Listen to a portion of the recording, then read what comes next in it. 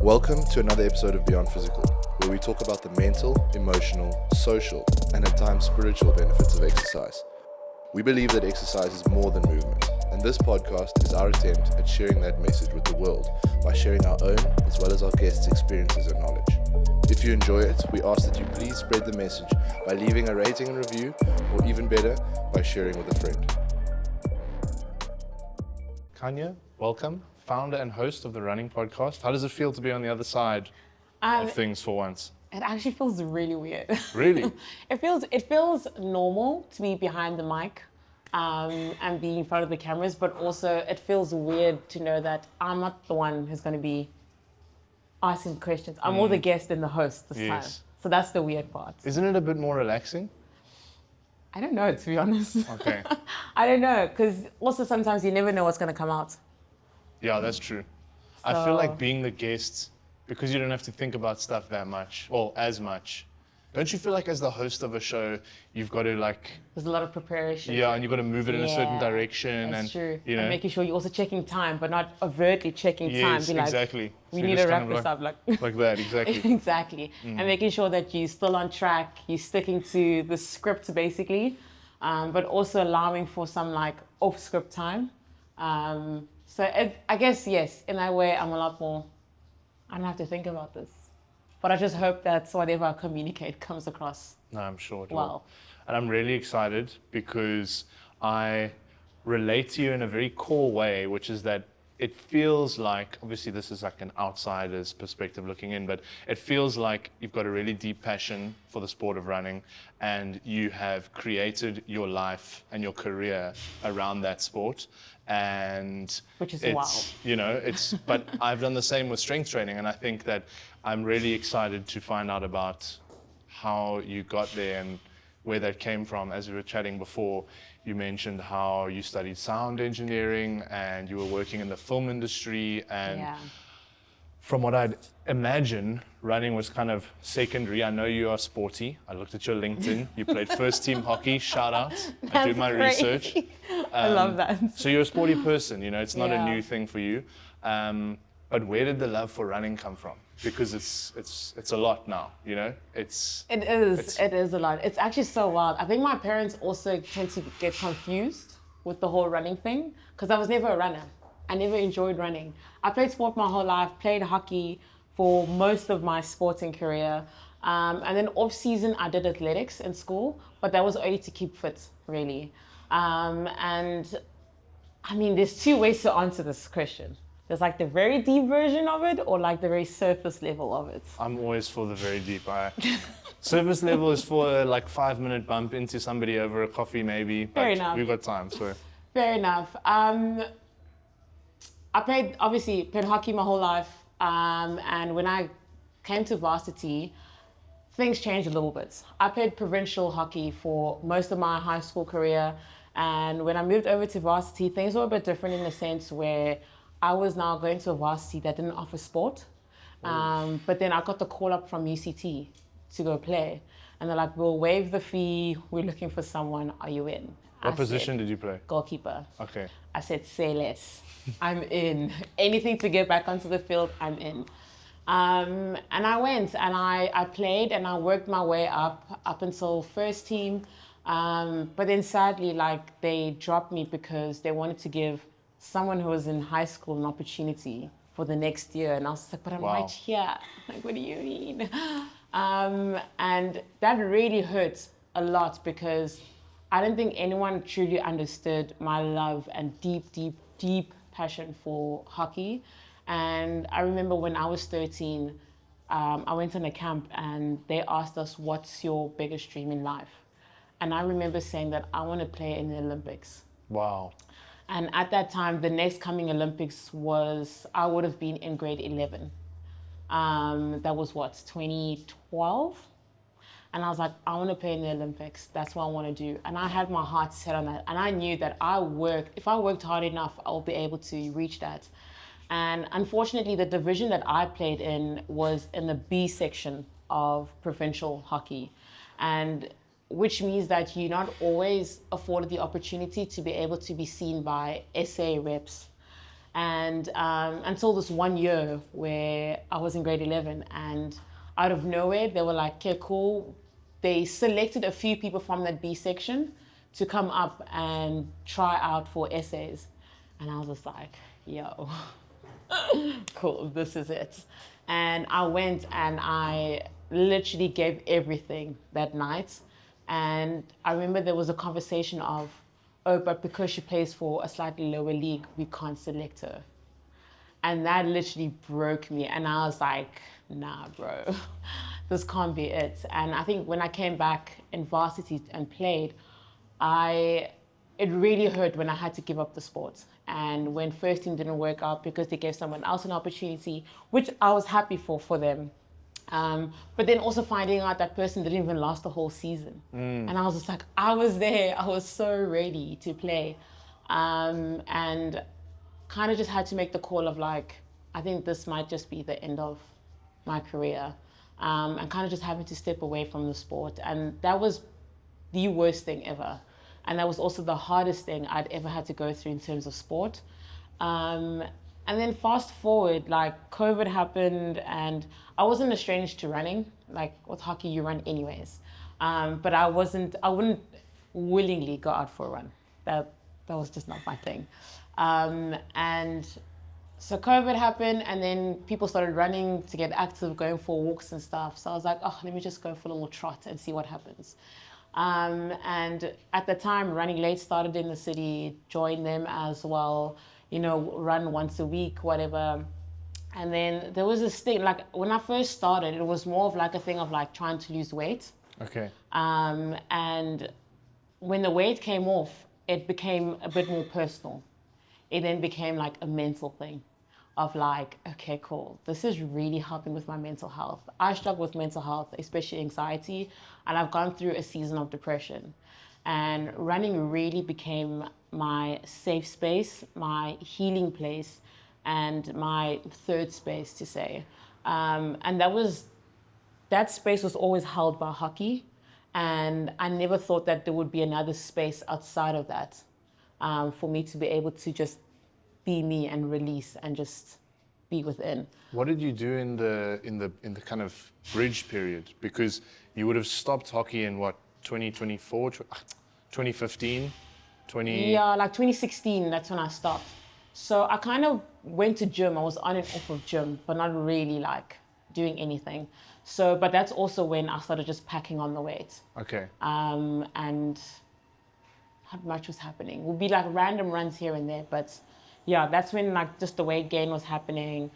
Yeah, so it really like helped me mentally to shift a few things and to really deal with what was actually happening. And I also always knew that I've always wanted to do therapy, but I just never knew the channels to go through it. So I then, before I started running, I reached out to someone who then linked me up to a therapist and I started doing therapy. So then I then put therapy and running hand in hand, whereas whatever I would get from my therapy session, I'll take it on a run and literally unpack. What kind of therapy was it? Psychotherapy, like talk therapy, or was it a more alternative? Or? No, it was talk therapy. Okay. So we, till this day, she lives in Sea Point, I live in the city. We've never met. We've only ever met in a video chat. And she's the loveliest. Oh, she's divine. I love her so much. Obsessed with her. And I've been in therapy for like 4 years. And that really helped me because therapists, they're not supposed to tell you what to do, right? Like a good therapist will give you the tools to be able to help you unpack or like do what you need to do. So you basically take the homework and go do it at home. Yes. And I chose to do my homework out on the road. And that honestly really helped me a lot. And a lot of healing came from that. And I think through that healing, I then started to enjoy running. And it was always a hate relationship. And then it became a love-hate relationship.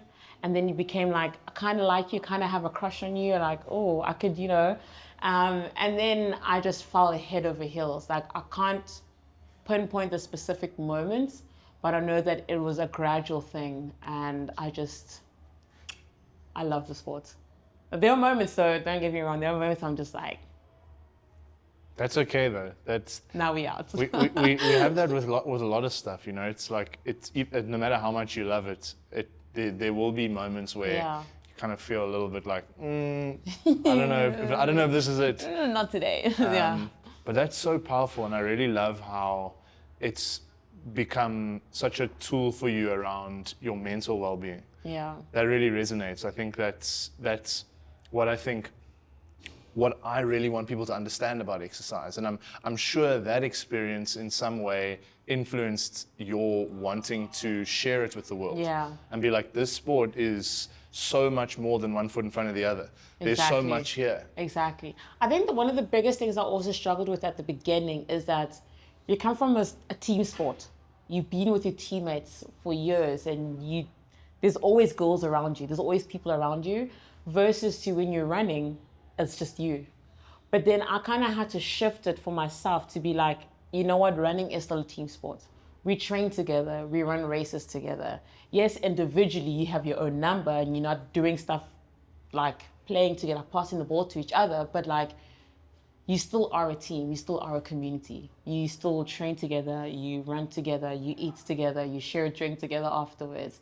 So at the end, it's actually still a team sport, if you want it to be. And that's how it was one of the reasons also why I ended up falling in love with the sport, is changing that perspective of like going from an individual sport to actually making it a team sport. And tell me about how it was for you to move on from the identity you'd created around hockey.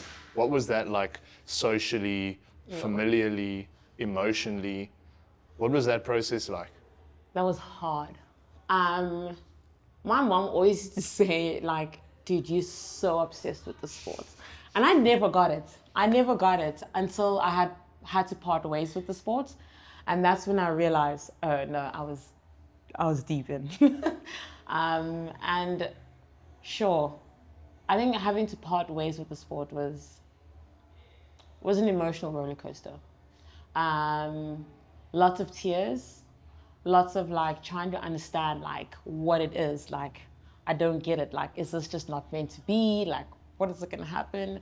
But I also think that it was something that needed to happen in order for me to get these opportunities that I've been afforded through running. And I think those wouldn't have happened if I didn't give that up. Sure. Yeah. Yeah, you had to kind of, it's like that version of yourself had to stop existing in order for the new version of yourself to exist. Exactly. And there's always that inertia of moving and transitioning. But And no one likes change. No. No one likes change. Change No. is hard. Change is gross. Change is yuck. But sometimes change is necessary. even if it's good for you in the moment, it doesn't feel, you resist it. Exactly. Lots of push and pull. But I think now before I left recently, I decided I'm going to go to Greenpoint Park, take my journal, and just unpack. Because I'm trying to understand, like, I think I was also in the limbo of, like, why did I leave hockey? What happened there? Like, how did running come about? And really trying to understand it for myself. And I think that's when I actually understood, like, I needed to leave that behind in order for all of these things to happen. The running podcast would not be a thing if I was still playing hockey. I wouldn't have run Berlin Marathon twice. I wouldn't have done any running global campaigns or done any photo shoots for running, like any stuff like that, if I was still playing hockey. I think life would have looked a lot different if I was still there and not being in the now of running. And when did you decide to start recording conversations around the sport and involving other people in it and sharing their stories? And basically, how did the running podcast come to be? I've always enjoyed talking behind a microphone. I actually have a radio background. Oh, really? Yeah. Did you used to be on the radio? Yeah. That's so cool. I used to take people home. I used to have an afternoon slot. Okay. And I really enjoyed that. And that started off in high school when we had like this life orientation week where you go out and do job shadowing. And my job shadowing was at the local radio station at the time. and I really enjoyed it. So then after I finished my first qualification, I then went back home, started working in the radio industry, and I really, really, really enjoyed it. And then I came back to Cape Town, tried to find jobs through radio stations, and that was like the hardest thing ever. And I remember my friend saying to me, you should start a podcast. And I was just like, touch and go. I don't know how I feel about that. And after years of nagging, I kind of gave it a shot. And this was like years ago. Like this was way before COVID. This was probably, I was still playing hockey then, I think 2015, 2016. And then I started recording conversations around like my daily life, where I was taking the public transport and kind of just talking about like the commute and like the interesting things that you would actually hear, like the conversations in the taxi and the things that you would see. And I'd always send it off to my friends to listen to. But then after a while, I realized this is actually not what I want to do or talk about. Like there was no focus to it. And I was just like, nah, scrap that. Put that aside.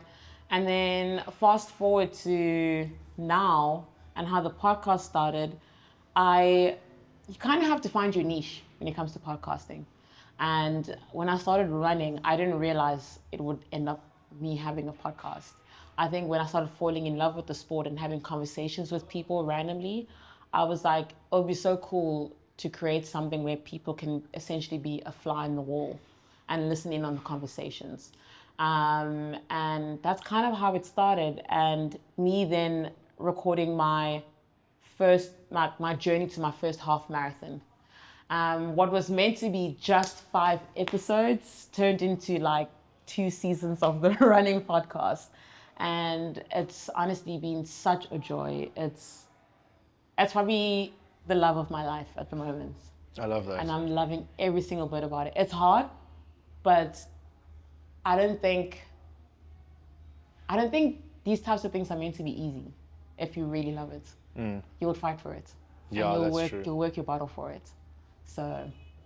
And has it? So you're obviously the founder and host, and you produce it. I'm all of it. You're all of it. So, and that takes up a lot of time. Yeah. Is it? Well, from what I've also seen, you do like media/influencer stuff and some modeling, right? Yeah. So is the running podcast at a point where it can support you yet? Or are you marrying various things together? Because I know that with passion stuff firsthand, that takes a long time. You know, it's one of the things of like, you must really love this thing because it's a big time investment. It is. But yeah, like how does it look like from that point of view? And if it is, how did you get it to that point? On top of all of what I do, I still work in the film and TV industry. Amazing. So there's a lot going on. Okay. I'm just one and I'm doing a lot. How do I manage all of it? I don't know, to be honest. But I think when you love something, you'll make time for it. Absolutely. And I've always set up my life where, as a freelancer, you get to choose what you take in and what you don't. And you get to kind of schedule your own life. And last year it looked different because I did a full-time job. And that was hard because I couldn't podcast. There was just no time. Versus to me, then leaving that full-time job to like focusing more on like the podcasting and all of that, I then chose my days where I would do certain things. It is hard to source people, find a story, do research on them, draw up questions, and then also ensure that you want to record 2 episodes a week. It takes a lot out of you physically, and then still do content creation on the side, and then like still show up to like shoots on time. It is a lot, but I think if you schedule things accordingly, Bob's your uncle. And it took me a while to get to a place where I'm good. I live off my calendar. My hangouts are also. Some people don't have. Some people don't use their calendars. How? I'm like, how do you remember? Like what? Like there's too many things happening. Literally.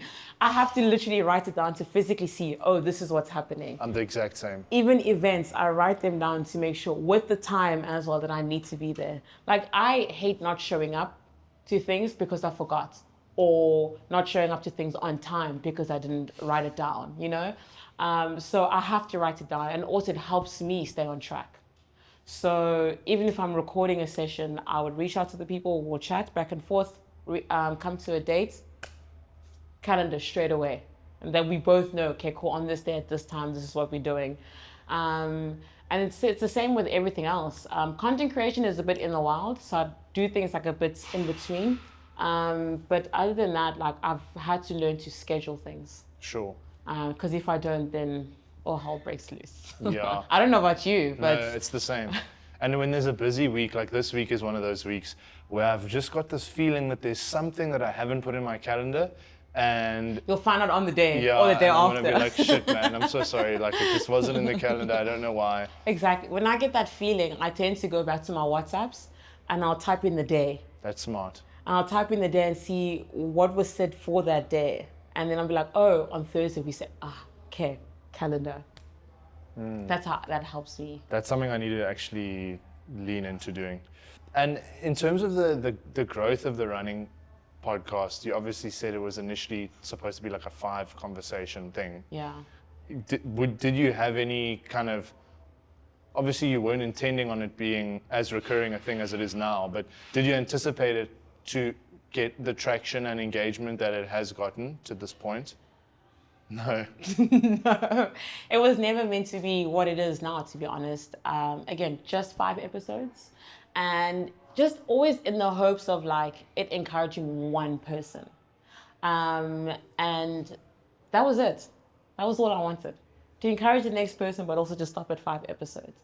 But when people started coming up to me and saying, hey, I recognize your voice from the running podcast. Jeez, that's crazy. Listen, this is before I even recorded my first 21. This was me at the start line of Two Oceans. Someone came up to me like, hey, we recognize your voice from the running podcast. And I was like, I've only done 3 episodes. What do you mean? So that was honestly probably one of the most epic experiences, and just growing from that and people recognizing me from that. And just seeing the love and support from that has just been amazing, and people asking for more. And I think that's when a lot of like what I do now changed over into like, instead of having people being a fly on the wall and me sharing my journey, how's about creating a space where people can come share their journeys in hopes of encouraging the next person to start running. And also bring an educational aspect to it, where we talk to professionals to help educate, people like everyday runners like me about certain things and techniques when it comes to running. And yeah, so that's kind of how it started from that, and like grown into this beautiful thing. And there is a bit of attraction from brands as well. There's communication back and forth happening. There's exciting things possibly happening in the future, but it's really cool. It's really nice to know that there are people listening. There are people who are encouraged. I was in a meeting the other day with the brand, and I remember just having the conversation, and then one of the guys was like, I started running because of the podcast. That is crazy. My jaw literally dropped, and if I could cry in that meeting, I had to keep it together and professional. I was like, oh my gosh, that's amazing. Started quivering. Exactly.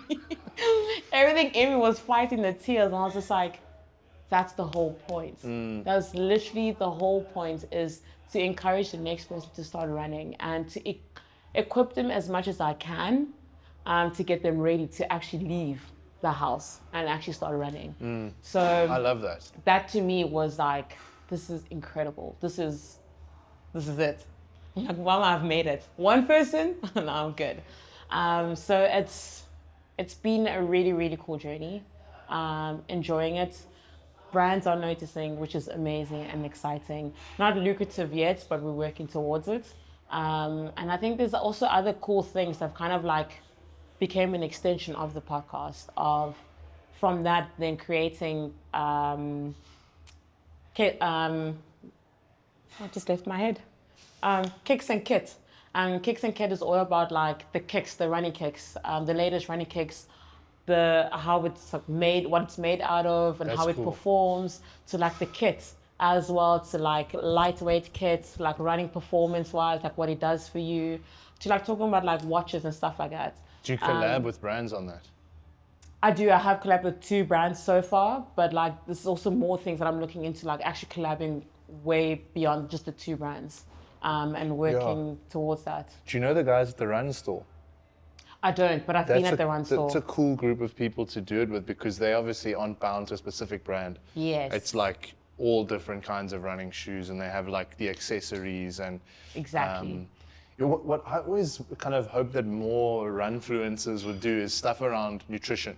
Like in terms of like what I've been messing around with recently is I put like sweets on my story, and I'm like, this is the carb source for today.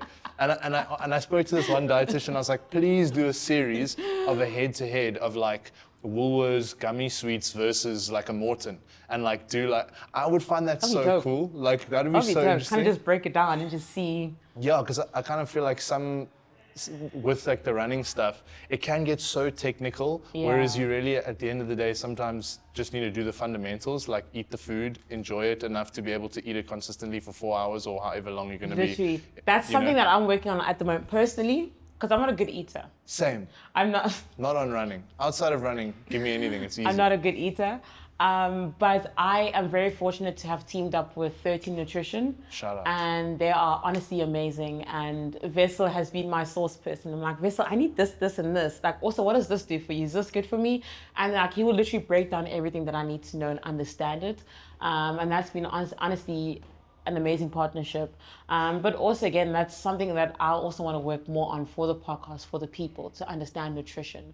I know that in the past I have had an episode where we spoke about it, but I think there's so much more we can actually speak about nutrition and actually eating whole foods and not just living off of gels and all that kind of stuff for races or pre-race or whatever. But I think that'll be epic to be able to really just unpack the nutrition side. Definitely look at chatting to Kerry as well. Her name's Kerry Lamboy. She's been on our podcast twice, and she's super knowledgeable, does like the whole performance nutrition thing. Sick. I think she'd be really cool on your show. But speaking of brands and offshoots and things happening from the pod, how did the Berlin Marathon come about? Was that a personal thing that you just went and did, or was that connected to some of your work? Because you did it twice, right? Yeah. I just came back from the second one. Everyone still thinks I'm in Berlin. And I've led everyone to believe that I'm still in Berlin. Sorry, I've been gaslighting everyone. The first opportunity came about through Adidas. Jeez, that's crazy. So I have done work with them before, based off of campaigns and social media stuff. And I also run with Adidas runners. And I just shot my shot and I was like, hey, is there an opportunity for this to happen? And at that time, they got back to me and they're like, sorry, the tickets are all gone. Like, there's nothing. And then a couple months later, they're like, hey, someone just dropped out. Are you still interested? I went, say less. I'm there. Give it to me. And that's how I got the first opportunity. And I told myself I want to make the most of it when I go. Meet as many people as I can, connect as much as I can. And that's exactly what I did. And that afforded me my then next opportunity to go back. And this time going with Zalando. Which was an epic experience, and also a brand that I previously worked with earlier this year through Adidas. And yeah, so I don't know what's going to happen in the next year. Someone asked me, is this going to be a recurring thing? And I was like, I don't know. I'm just saying. Adidas, question mark? Please. But for now, I'm honestly so grateful for the opportunities. It's honestly, running a world major, it's, Really? you have to literally experience it. It's like no other. Like, to be able to run 42 kilometers and on each stretch of the road, there's just people cheering you on is next level. And seeing familiar faces, that people that you haven't seen in a while who've moved to Germany or have traveled to come and watch you, or seeing South African flags, and like, it's just like, it's probably one of the most incredible feelings ever. What's the most electric event you've been to, aside from Berlin Marathon, in terms of the atmosphere locally in South Africa? 2 Oceans. Okay. Oh my gosh. If you've not run 2 Oceans and experienced the cheer zone. You know what's interesting? Carla said this. So Carla Molinaro, Molinaro. she's obviously done Oceans and Comrades multiple times. Yeah. And the big, like, those are the 2 big road ultras in South Africa, world-renowned events, like iconic. And I said to her, I asked her, which one kind of carried more weight in terms of the vibe, and she was like, Oceans. And I I was just like, got goosebumps. I was literally. like, wow, like I've heard so much about the comrades. I've also got goosebumps. I've heard so much about the comrades because do you know Heine? Heine. Yes, So yeah. they did this thing with these Canadian or American dudes. I'm probably Oh, getting yeah, it yeah, wrong. yeah, yeah, Where where they're they'd building run- a track, right? And Yeah. then they came down to Prom Boys one like a couple of mornings shooting something around that project they're doing in Yeah. Mitchell's Plain. And these dudes like from the other side of the world were like gassing like the comrades. They're like the comrades is just like on another level. I don't know if they haven't done the oceans. 2 oceans, but they were like, that's when I was like, damn, I've never thought of doing the comrades, but maybe I should do the comrades. But time and again, the people who have at least experienced oceans have said like that one is. Have you been to the cheer zone at Oceans? I have. Now, that's just a small glimpse of when you actually run through it. And it's just, it's unmatched. I mean, yes, the cheer zone at the marathon is great, but there's also different points of the cheer zone. But I think there's that one particular point in just Oceans that just, I remember running my first one, and when I got to the cheer zone, I literally cried. Wow. Because you also overwhelmed with so much emotion. Everyone is celebrating you because they also know how hard you've worked, and everyone's also excited to see you as much as you were excited to see everyone. It's also positioned at like the perfect sweet spot because it's also the point where you just like, I'm done. I just want to go home now. I'm done. And also all you want to do is just see your people so that it's over. But then the moment you see your people, it's like this extra like pep in your step to actually, it really helps you push and finish strong. So I've done the oceans, but I keep saying the oceans, 2 oceans, but unpopular opinion, hot take, I think Cape Town Marathon's more of a vibe. I don't know why. I think maybe in the last 2 years, Like because Cape we've Town been working our Marathon way is up proper. to a world major. I think So they- there's been yo, a few changes, but Oceans is iconic. It is iconic. It's the world's most beautiful marathon. Ultra It's marathon. iconic. It is really, really cool. And that It is a hot take, that but ascent, also fair enough. Thank you. That ascent from Hout Bay to Constantia Neck is dark. That is like that's one of the darkest things I've actually experienced in my running life. Is like So that hill. and you walk run. I was in with like a bus, and then they were like, okay, we're running. Then you go for 30 seconds. Ha. Okay, we're walking. Thank goodness. Walk. I don't know Right. what I would take between the Devil Hill or the Loop of Death. Oh shit, that's a great question. I think the Loop of Death is worse. Because You know it what? messes with It's- your mind. But both of them messes with your mind because once you reach on top of that hill, no one ever tells you that the road actually concaves to the The side. camber. And it's just like you kind of just, and you don't know, and your ankles are everywhere. And your knees as And well. so Yo. it's just like I actually don't know what's worse. That's a great question. We need I to actually- put that out to the people. I think the people need to tell us. Those who have People- experienced the Loop of Death at Cape Town Marathon and the camber or the Death Hill or Devil Hill. What's the hill called? Hell. Everyone knows that hill. What's it called? I'm pretty sure it's just Constantia Neck, but No, there's like a specific. that, There's not Edinburgh Drive. There's the other one. but that one. That one. Those who know will know. It's which one's worse between that and the Loop of Death. I don't know. I think mentally Loop of Death for me is worse. Physically, I think that Devil Hill thing, because the camber is like brutal, and it's like you feel it. So and you're like, what is going on? It's, shit, let me go to the top.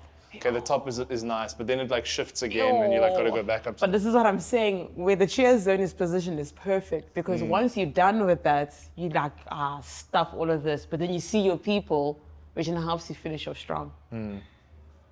And tell me about what you, speaking of cheer zones, what do you feel makes the South African running community unique? Because you've had the privilege of experiencing a world major twice. Yeah. That's like peak running community. Berlin Braves and the like, all that kind of like Yo. iconic Electric. running culture. So what makes the South African running community unique? To be honest, being able to meet some of the people from Berlin Braves this year, it's very similar. It's Interesting. very similar, but I would say I think Gees lives within us. I think we're just naturally born with Gees. Like we don't have to produce it or find it. It's just within us. And it's something that no one can ever take away from South Africans. It's honestly pure joy and how we celebrate people and how we actually show up for our people, and also understanding how hard we've worked, or the athletes, how hard they have worked and how hard we are cheering them on. But there's just the South African vibe. There's just, it must be the South African in us to just. So I honestly say South Africans cheer zone, by far, chef's kiss. Similar, but not biased, but Okay. us. Okay. How else can I describe it? I feel like also weirdly enough, and it could be again because we're like in it and we are South African, but I feel like as South Africans, when it comes to sport and sporting events, we win collectively and we win together. So when we see people taking W's and suffering up a hill and stuff, we feel that and we get so genuinely pumped to like see that person get over that thing. And I think it's a very South African trait. But that also speaks to the history of sport and how sport actually brings people together. And I can't speak for any other country and what sport has done for them. I can only speak for us and actually have seen it. Even if you have to track back to like winning the World Cup, Yes. like, in what, 95? And seeing how sport really brought people together post-apartheid. And even now in like bigger sporting events, recently the rugby brings people together, running brings people together, that's community. But it's also like what happens outside of that as well. Do we continue that as well? And there are spaces where people do continue that. They still bring people together. People are still united through that, from sport to outside of sport. So I think for us, it's really it's rooted deep within us to really celebrate people together, because it really does bring sport really does bring people together. That is so true. My screensaver used to be "Sport has the power to change the world." I Nelson still Mandela. believe it. It's crazy. I still believe it. It's such a. It definitely has. It's goosebump stuff. I don't know if you watched the women's rugby.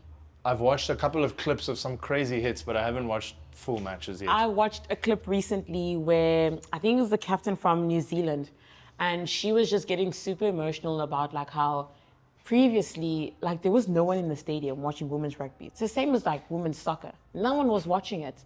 And then out of nowhere, suddenly they were late to show up to the match because they couldn't get through with all the traffic. Wow. Because the stadium was sold out. And I was just like, That is so powerful. I was like, there's something happening in women's sport at the moment. And personally, I am all for it. Same with like the women, like the soccer, it's doing so well. People are backing Banyana Banyana, which is great. There's the women's Springboks. There's just so much happening in the women's space, and I love it personally. How was Women's Month for you? Because you highlighted a lot of cool women during that time. Yeah. How was that, and how did you pick the people to highlight? Because a lot of... It's tough. Yeah.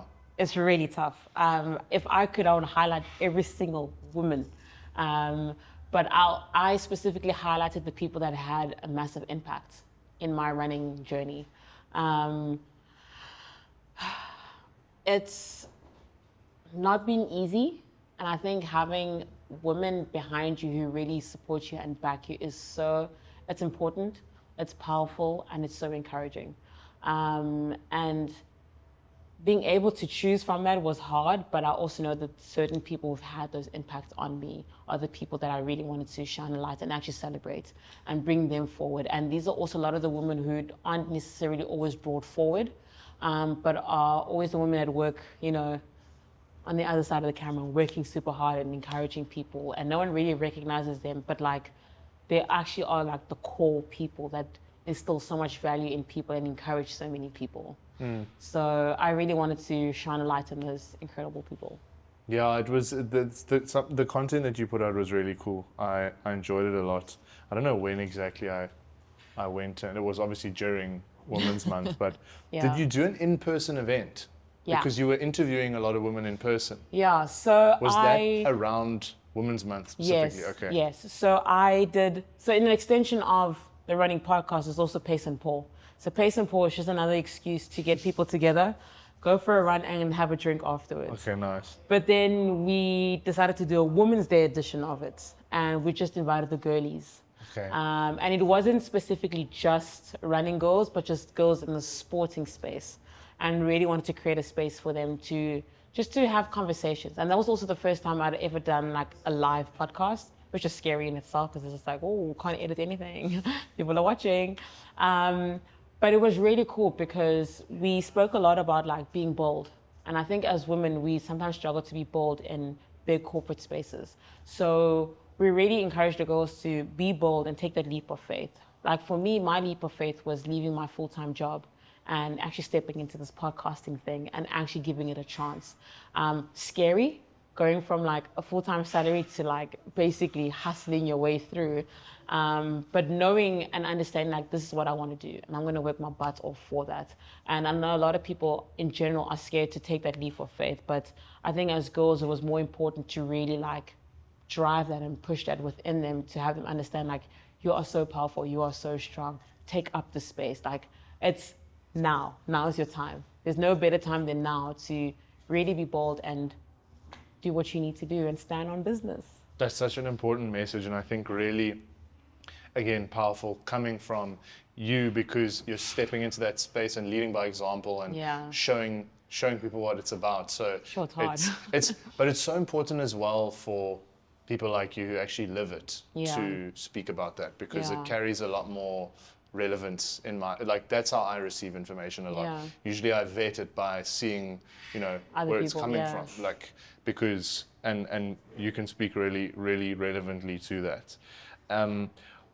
I think a really cool question that I like to ask is if you had to encounter your younger self, what that kind of interaction might look like, but if you had to give you from, let's say 10 years ago, a word of wisdom, what would that be?